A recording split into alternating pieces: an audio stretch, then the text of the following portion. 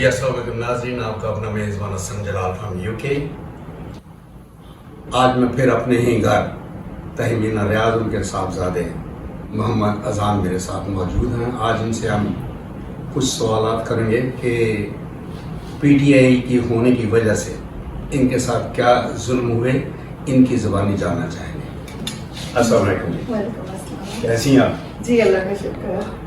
آپ نے مجھے بتایا ریسنٹلی کہ PTI کے جیلے ہونے کی وجہ سے آپ کو اریسٹ کیا گیا ہے اور آپ کے صاحبزادے اذان کو بھی اریسٹ کیا گیا۔ جی بالکل۔ میں آپ کی زبانی سننا چاہتا ہوں۔ بس جی 9 مئی کا واقعہ ہے اور جو کہ میں اس کو کہوں گی سیاہ ڈے پاکستان کے لیے کہ انہوں نے جو کیا پاکستانی عوام پہ ظلم ڈھایا، اسی طرح ہمیں بھی اس کا نشانہ بنایا گیا۔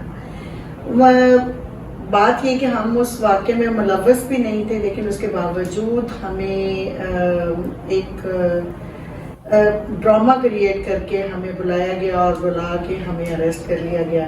آپ کا کہنے کا مقصد یہ ہے کہ ایک سازش کے تحت آپ کو اریسٹ کیا، آپ کا کوئی قصور نہیں تھا؟ قصور نہیں تھا جی۔ اور CP آفس میں بلایا، ہم وہاں پہ گئے تو ہم اپنے ایک کیس کے سلسلے میں وہاں پہ انکوائری کے لیے وہاں پہ آلریڈی درخواست دی ہوئی تھی، اس سلسلے میں بلا کے تو ہمیں وہاں سے وومن جب میں وہاں پہنچی تو وومن تھانے کی SHO وہاں پہ موجود تھی اور کیا نام تھا؟ جی ان کا نام مدیحہ، SHO مدیحہ۔ اچھا۔ انہوں نے مجھے مطلب اریسٹ کیا۔ اریسٹ کرنے کے بعد میرا بیٹا کا ایون تو اس کا بھی کوئی قصور نہیں تھا اور اس کو یہ میرے ساتھ تھا وہاں پہ موجود، تو اس نے وہاں پہ ذرا سا رجسٹ کیا کہ کس کیپیسٹی میں آپ میری ماما کو لے کے جا رہے ہیں جی، اور آپ کے پاس کیا وارنٹ، اریسٹ وارنٹ ہے، گرفتاری ہے کہ نہیں ہے، کیا جرم ہے، کیا ایلیگیشن ہے، کوئی کچھ نہیں بتایا گیا اور کہا کہ جی آپ کو تھانے جا کے بتاتے ہیں۔ جی میرا یہی تھا کہ مجھے مطلب یہ کوئی مار دھاڑ نہ کریں، میں آرام سے میں نے کہا چلے آپ پر، لیکن یہ کہ میرے ساتھ بدتمیزی نہیں کرنی آپ لوگوں نے۔ جی۔ ہم وہاں تھانے پہنچے، تھانے پہنچ کے پھر انہوں نے مجھے بٹھائی رکھا رات کے تقریباً 6-7 بجے تک، میری فیملی تک کو انفارم نہیں کیا، کیونکہ 2 بجے سے انہوں نے 2-2:30 بجے ہمیں اریسٹ کیا۔ یہ اریسٹ آپ کو گھر سے کیا ہے؟ نہیں جی، انہوں نے میں بتایا CP آفس سے۔ آپ CP آفس گئی ہوئی تھی؟ جی میں وہاں پہ اپنا ہمارا ایک اوورسیز کیس ہے، اس سلسلے میں وہاں پہ ہماری ایک انکوائری لگی ہوئی تھی، اس کے سلسلے میں انہوں نے مجھے کال کر کے بلایا کہ آپ کو CP آفس میں بلا رہے ہیں۔ اس کا مقصد یہ پری پلان تھا اور انہوں نے کہا تھا کہ جی آپ وہاں پہ آئیں، آپ کی انکوائری جو ہے وہاں کے جو DSP لیگل ہیں وہ سننا چاہ رہے ہیں۔ CP کون تھے ان دنوں CPO صاحب میرے ذہن میں نام نہیں ہے ان کا، لیکن DSP لیگل جو شہزاد علیانہ صاحب ہیں ان کے آفس میں انہوں نے مجھے بلایا۔ جی۔ تو میں تو اپنے کیس کے سلسلے میں گئی تھی، مجھے تو پتہ ہی نہیں تھا کہ بیہائنڈ کیا ریزنز چل رہے ہیں، کیا ان کے ہیں جو پرابلمس کے اس کی وجہ سے ہمیں وہاں پہ بلا رہے ہیں۔ جی۔ تو جب وہاں پہ میں پہنچی ہوں تو پھر مجھے جب یہ سارا کچھ سینیریو ہوا پولیس والا، تو پھر یہ مجھے جب تھانے میں گئی ہوں تو پھر انہوں نے مجھے بتایا کہ آپ کو جی 9 مئی والے واقعے میں، اور یہ واقعہ جس دن مجھے اریسٹ کیا اس دن 11 تاریخ تھی، یعنی کہ ہاں وہ اریسٹ تو انہوں نے بعد میں کرنا، نہیں جی، جو FIR میں بعد میں مجھے یہ ساری سی باتیں جب میں نے ان چیزوں کو گو تھرو کیا تو پھر مجھے پتا چلا۔ 9 مئی میں آپ کہاں تھے؟ میں جی اس دن پہلے میں CP آفس ہی آئی تھی، کیونکہ اسی دن ہی میں نے درخواست دی تھی۔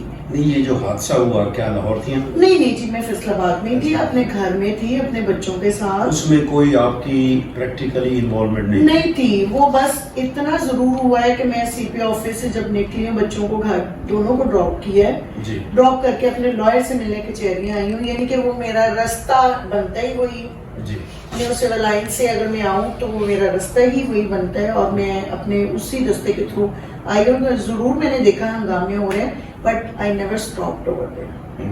ٹھیک ہے، میں گھر چلی گئی ہوں، گھر جا کے تو پھر اگلے دن بھی عام روٹین میں، اس سے اگلے دن میرا ایک یونیورسٹی میں ایونٹ تھا، میں وہاں پہ گئی ہوئی تھی تو مجھے CP آفس سے کال آئی کہ آپ کی انکوائری جو ہے وہ ڈی ایس پی لیگل سننا چاہتے ہیں تو آپ سی پی آفس تشریف. Inquiry of what? وہ میرا اوورسیز کیس تھا. اچھا اچھا جی. آپ نے اپلیکیشن دی ہوئی تھی؟ جی وہ 9 کو ہی میں نے دی تھی. اچھا یہ کوئنسیڈنٹ ہے نا؟ یا 9 کو ہی میں نے اپلیکیشن دی. سی پی او صاحب نے مارک کی ہے D S P legal Shahzad Aliana sahab کو.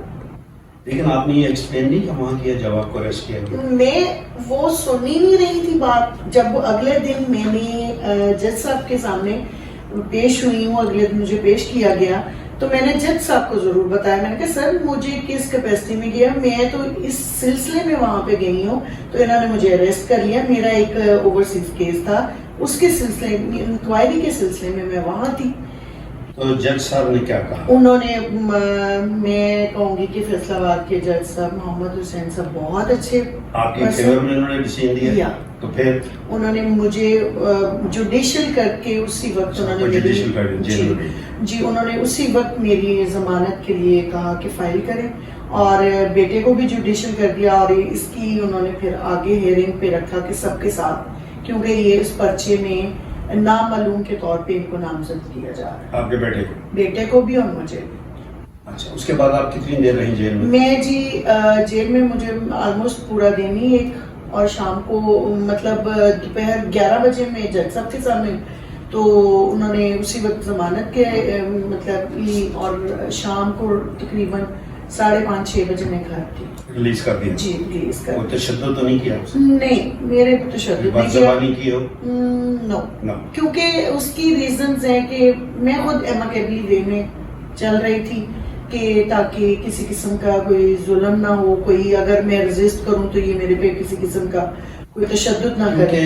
بہت ساری عورتیں جو اب بھی اریسٹ ہیں جی ان پر بہت سارے تشدد کی گئی. جی یہی بات ہے کہ جو لاہور میں بھی اور دیگر ارد گرد انہوں نے خواتین کو اریسٹ کیا ہے, اس میں انہوں نے خواتین پہ بہت ظلم کیا. جاوید اسپیشل جی یہ لاہور کی ہیں, ہمارے ساتھ ہی تھیں. بڑی دبنگ لڑکی ہے. آف کورس وہ کافی ولاگس وغیرہ بھی کرتی ہیں, اس کے علاوہ سوشل میڈیا پہ کافی ان ہیں. تو وہ ان کو کیا ہے, خدیجہ شاہ کو کیا ہوا ہے, اس کے علاوہ ڈاکٹر یاسمین صاحبہ, حالانکہ وہ ایک کینسر کی پیشنٹ ہے and she is 75 year old. اور ادھر ہمارے 73 سال کے صاحبزادے آئے ہیں جو ابھی وزیر اعظم پاکستان بننے جا رہے ہیں. ان کا کوئی بیماری نہیں ہے, گھر بیٹھے ان کی سب ضمانتیں بھی ہو گئی. جی اس کی کیا وجہ ہے سر؟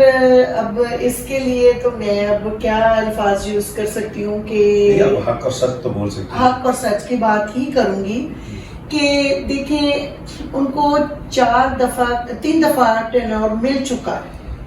ٹھیک ہے, انہوں نے ملک کا جو بیڑا تباہ کرنا تھا وہ کر دیا ہے. اکانومی کی انہوں نے دھجیاں اڑایا, ٹھیک ہے, اور ملک کو اس دھانے پہ لے کے آگے ہیں کہ اس وقت ہم ڈیفالٹر سے بھی ڈیفالٹر کی کنڈیشن میں جا چکے ہیں. اور ہمارا ملک جو انڈسٹری ایریا تھا جو کہ خاصا کے دور میں بوسٹ اپ ہوا تھا, اور اب وہ بالکل ڈاؤن جا چکا ہے. اب خود دیکھیں کہ ہماری جو ٹیکسٹائل سیکٹر تھا پاکستان کو, وہ اب کہنے لگ گئے تھے کہ آرڈر آنے شروع ہو گئے تھے. اب وہ دوبارہ ہر بندہ جو ہے انڈیا اور بنگال کے جتنے آرڈرز تھے وہ ہم لے گئے تھے. جی بالکل وہ ہم نے لے لیے تھے, کیپچر کر لیے تھے. لیکن اب پھر وہی سچویشن ہے کہ ہم پھر ڈاؤن فال میں چلے گئے. ساری اسٹینڈ اسٹل ٹوٹلی ٹھیک ہے. اور جو نواز شریف صاحب کی بات کر رہے ہیں آپ, وہ اب آپ کے سامنے ہی ہے کہ جب ایک بندہ عمر کے اس حصے میں آ کے اس کی سوچ ہی وہ پچھلے دور سے نہیں نکل رہی. ہماری یوتھ, ہماری دیکھیں ہماری ینگسٹر جنہوں نے آگے جا کے ملک کی بات دور سنبھالنی ہے, ملک کو آگے لے کے جانا ہے, انہی کو وہ لیٹ ڈاؤن کرتے ہیں تو ہمارا ملک کدھر جائے گا. اس کے علاوہ جو نواز شریف نے آ کے پاکستان میں پچھلا ہی وہ پنجابی میں کہتے ہیں رنڈی رونا, وہ رنڈی رونا ہی روتا رہا ہے. ہم تھا ایکسپیکٹ کر رہے تھے کہ شاید کوئی نیا چیز لے کے آئے گا. تہمینہ صاحبہ آپ نے اس کی اسپیچ سنی جو پہلے جی تھی؟ بالکل وہی بات اسٹارٹ اس کا کس بات پہ ہوا تھا؟ اس کا یہی بات پہ تھا کہ میں جی میرے دور میں روٹی اتنے کی تھی، میرے دور میں اتنا کا جو اسٹارٹ لیا تھا وہ تو بعد میں کہی نا روٹی کہ میری بیوی مر رہی تھی، مجھے ایگزیکٹلی اس سے بڑا جھوٹ اور کوئی ہو سکتا ہے؟ جی اس نے یہ بات کہی تھی کہ جب میری بیوی مر رہی تھی تو مجھے بتایا گیا، میں جیل کے اندر تھا، قید میں تھا، he was in England with her, ٹھیک ہے، اور اس کی ویڈیو بھی وائرل ہو چکی ہوئی ہے، ویڈیو سب لوگوں کو پتا چل چکا ہوا ہے کہ یہ وہاں پہ اس اپنی بیوی کے ساتھ اپنی بیٹی کے ساتھ موجود تھا۔ بیٹی خود مریم کہہ رہی ہے کہ ماما اٹھیں، امی دیکھیں ابو آ گئے ہیں۔ تو یہ ہماری عدلیہ کیوں سوئی بیٹھی ہے؟ یہ بس یہی تو ہے، جس کی لاٹھی اس کی بھینس۔ نہیں، ٹھیک ہے، آپ کا کیا خیال ہے یہ کس کا قصور ہے؟ یہ ایک بہت مشکل سوال ہے۔ نہیں آپ پولیٹیشین ہیں، سیاست میں حصہ لیتی ہیں، اس میں یہ عمران خان کی آپ جیلی ہیں۔ نہیں، اس میں آپ کو بھی پتہ ہے، نہیں میں آپ کے منہ سے سننا چاہتا ہوں، مجھے تو پتا ہے جو لاڈلا ہے۔ نہیں ابھی اس طرف نہیں آ رہی جو میں آپ سے کہلوانا چاہتا ہوں۔ ہماری قوم جی بزدل اور بیکار ہے، بیکار بالکل ہے۔ آپ ہسٹری دیکھ لیں، دنیا کی ہسٹری دیکھ لیں، جی پرجا کے سامنے، پبلک کے سامنے آج تک کوئی کھڑا نہیں ہو سکا، ایسے ہی اتنی پاور ہے، جی لیکن ہمارے لوگ اندروں میں بیٹھے کھڑکیوں کے راستے جھانک رہے ہیں ایسے ہی اور بالکل۔ تماشائی بنے ہوئے ہیں۔ کیا میں غلط کہہ رہا ہوں؟ نہیں بالکل آپ صحیح۔ تو آپ کسی کو بلیم کیوں کرتی ہیں؟ نہیں پبلک از ریسپانسبل۔ عوام جو ہے نا، عوام ہماری واقعی ایک بزدل ہے کہ ہمیں ڈرتے جانا چاہیے تھا، جو کہ ہم نہیں ڈرتے۔ تو میں تو کسی نہ آرمی کو بلیم کرتا ہوں، نہیں آرمی کا نہ عدلیہ کی تو ہے ہی ہے۔ عدلیہ دیکھو نا، اس وقت دنیا میں اگر بدترین عدلیہ ہے تو وہ پاکستان کا ہے، 134ویں نمبر پر نہیں ہے، 140ویں نمبر پر پہنچ چکا ہے۔ ایسے ہی سوئے بیٹھے ہیں، ان کو آرڈرز آتے ہیں، لکھے ہوئے یہ ڈیسیژن دیتے ہیں، یہ کہاں کا انصاف ہے؟ یہی تو بات ہے کہ اس چیز کو ہماری عدلیہ جب تک اپنی فوٹنگ پہ آ کے سچ اور جھوٹ کا، اب دیکھ لیں بات صحیح کی گئی ہے کہ اگر نہیں ان سے انصاف ہوتا تو قرآن پاک پہ لے آئیں۔ تو لیتے ہیں یہ حلف، وہ والا حلف جو لیتے ہیں، میں اس حلف کو حلف ہی نہیں کہوں گی، کیونکہ حلف وہ ہے جو آپ سچ قرآن پاک پہ ہاتھ رکھ کے ایک حلف دیں اور کہیں، اور میں کہتی ہوں کہ ہر بندہ ڈرے گا اس چیز سے۔ لیکن ان کو کیوں ڈر نہیں لگتا؟ یہی بات ہے کہ ان کو خوف ہی نہیں ہے، خوف خدا ہی نہیں ہے، ان کو آخرت کا ہی نہیں ہے کہ ہم لوگوں نے آخرت بھی دیکھنی ہے، قبر بھی دیکھنی ہے۔ قبر میں ہم لوگوں نے آج نہیں کل کوئی پتہ نہیں کس وقت زندگی۔ جنرل مشرف کا کیا حال ہوا آپ کو پتہ ہے؟ جی بالکل۔ دنیا میں 25 ایسی بیماریاں جس کا علاج نہیں ہے، عبرت ناک وہ اس کو لگی۔ ایسی اور آپ کو یہ بھی بتانا چاہیے کہ اس کو زمین نے جگہ نہیں دی تھی، پتہ ہے؟ نہیں، اس بات کراچی آرمی کے جو ان کے کیا ہوتے ہیں قبرستان، وہاں اس کو دفن کیا گیا، لیکن زمین سے باہر نکلی اس کی باڈی آ گئی تھی، پتہ ہے آپ کو اس بات کا؟ پھر اس کو سیمنٹ میں لگا کر اس کا بت بنا کر مار کر دیا۔ یہ ہماری قوم کو پتہ نہیں اس بات کا۔ جس طرح فرعون کا ہوا تھا جی، اس کے ساتھ بھی یہی ہوا تھا، مصطفیٰ کمال کے ساتھ بھی یہی ہوا تھا۔ مصطفیٰ کمال کیا تو اس نے جتنے ظلم ڈھائے تھے، ہم تو اس کی تعریفیں، ہماری تاریخ اس کی تعریفیں کرتی نہیں چھوڑی۔ اس نے قرآن خوانی بند کی تھی، ترجمہ بند کر دیا تھا، مولوی سارے ایک شپ میں بٹھا کر ان کو غرق کر دیا گیا تھا۔ ایسے اسلام کا نام لینے والا کوئی وہاں نہیں رہا تھا، اور یہی چیز مشرف نے کی ہے۔ 80,000 کے قریب اس نے پاکستانی لوگ امریکہ کے حوالے کیے ہیں، پتہ آپ کو؟ یہ تو ہے۔ وہ ڈاکٹر کیا نام ہے اس کا؟ جس ڈاکٹر کو 80 سال جیل ہوئی، عافیہ، اس کو بھی اس نے اریسٹ کروایا، اسی نے کروایا تھا۔ اس کی سزا اس کو کیا ملی ہے وہ آپ کے سامنے۔ اور یہی کچھ ہوگا انشاءاللہ تعالی، ان کو عبرت ناک سزائیں ملیں گی اور دنیا دیکھے گی یہ عبرت کا نشان۔ اب آپ الیکشن کے بارے میں کیا آپ کا خیال ہے؟ الیکشن ہونے چاہیے، لیکن فیئر الیکشن ہونے چاہیے، اور جس طرح کہ مجھے وہ شیخ رشید صاحب کی بات بہت دل کو لگی ہے کہ ایک دفعہ دے دیں NRO ان کو، سب کو کلین چٹ دیں، میدان میں چھوڑیں، پھر پانی کا پانی مل چکا ہے، دیکھیں ان کو ہو گیا، اب باقی سب جو لینا چاہتے ہیں کریں، ایک دفعہ کر کے خان صاحب بھی سب کو ایک دفعہ میدان میں آنے دیں, ان کو دودھ کا دودھ اور پانی کا پانی نظر آ جائے. جی بالکل صحیح. کیونکہ یہ جب اب ہاتھ پاؤں باندھ کے اسٹیٹمنٹس لے کے اور لوگوں کو کر رہے ہیں اس طرح خوف و ہراس پہ لا رہے ہیں, یہ صحیح نہیں. ہمیں اس چیز کو چینج کرنا چاہیے. عمران خان ریاض اب بول نہیں سکتا, جی اس کے بارے میں آپ کیا کہیں؟ وہ میں نے ابھی تک عمران بھائی سے ملے تو نہیں ہیں, لیکن دکھ ہوتا ہے جو باتیں سننے میں آئی ہیں اس کو بولنے کے قابل نہیں چھوڑا ہے کہ ان کی زبان تک پہ کچھ نہ کچھ کیا ختم کیا ہوا ہے کہ وہ ایکچوئل چیزیں بتا ہی نہیں پا رہے. جی یہ اس سے بڑا ظلم اور کیا ہو سکتا ہے؟ ارشد شریف کے ساتھ جو کچھ ہوا وہ تو مجھے پتا کہنے میں جو سارے ثبوت ان کے سامنے ہیں. سب کچھ سامنے ہے. وائی یہ کیوں ڈرتے ہیں ان چیزوں سے کہ ہم اس کی بولڈ وجہ اسٹیپ لیں کہ ملک کے لیے.